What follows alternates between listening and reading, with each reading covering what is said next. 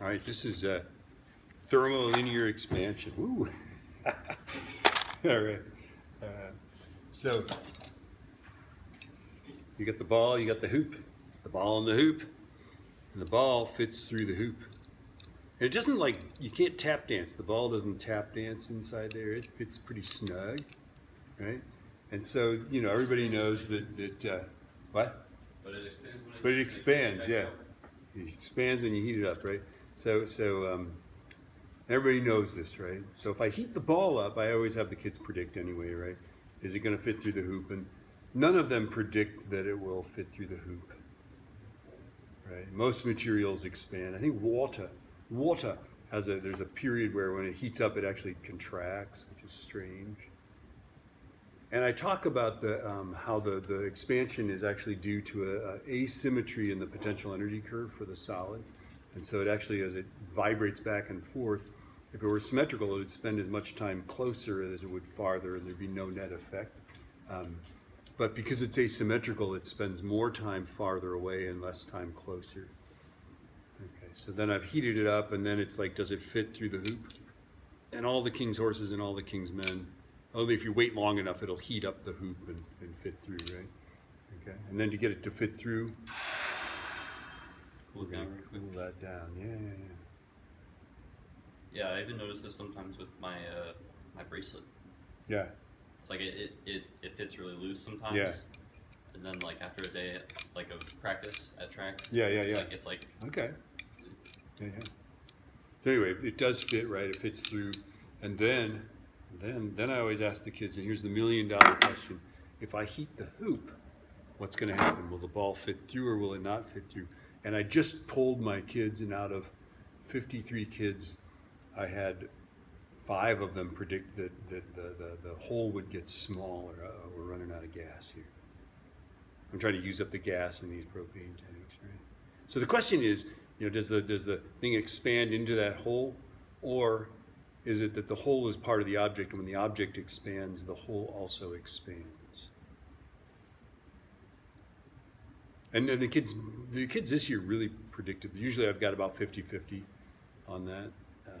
We're running out of gas, which is the idea. I'm trying to use this up. All right, here we go. And so will it fit in? And it fits, and you can hear that there's extra room in there, right? So the correct answer is that the hole expands because the hole is part of the object. When the object expands, the hole that's part of the object also expands, right? And now we're back to it barely fits through. I'm making a video for the next teacher. And then here's the bimetallic strip. This side's brass, this side's steel. Brass expands faster than steel. It's got a larger coefficient of thermolinear expansion. Let's see it. And so when you heat it, I always put the brass side down. And I'm like, well, what's going to happen to the brass? And usually the kids predict this one right, you know. They'll predict that the brass, because it's expanding faster, pushes it that way, right? And then I talk about linear expansion just in general, okay? It straightens it out. I talk about how the old thermostats used to use this, right? Before we run out of gas here, I'll show you the last thing I do. And usually I wear safety glasses for this. I've never had one of these just blow up on me though. Is I heat up a test tube. And these are non-Pyrex tubes, so the chemists can't really use them for anything. I'd make sure I get the ones that don't say Pyrex on them, right? And I heat them up. Usually my flame's got a little more vitamin.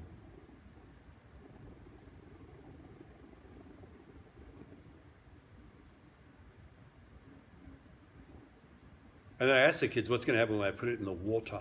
The water. And what happens is kind of crazy. Right? It gets riven through with all kinds of cracks in it, right? I show this on the dock cam.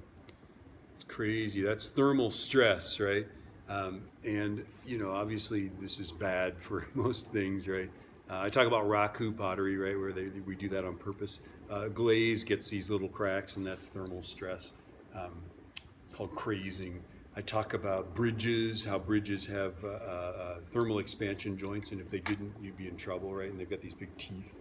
This is a hot day, this is a cold day. The gaps between railroads, how they have to do that. And that's what most derailments are, because the rails expand, contract, expand, contract. They'll inch their way downhill and eventually get rid of those gaps. And then when it expands, it'll go kablooey. And then I also talk about in Hiroshima, if you go to the museum there, they have shadows that people cast on buildings, right? So when the energy from the atomic bomb came down, it immediately exfoliated rock buildings because it heated it up, white hot, and the underlying rock was cold, and so it all just shattered off of there. But the people standing in front of the buildings were vaporized, but they left their shadows on the building. That was when I went to Hiroshima, that was one of the most moving things for me, was to see the shadows of these people. Anyway, thermal expansion.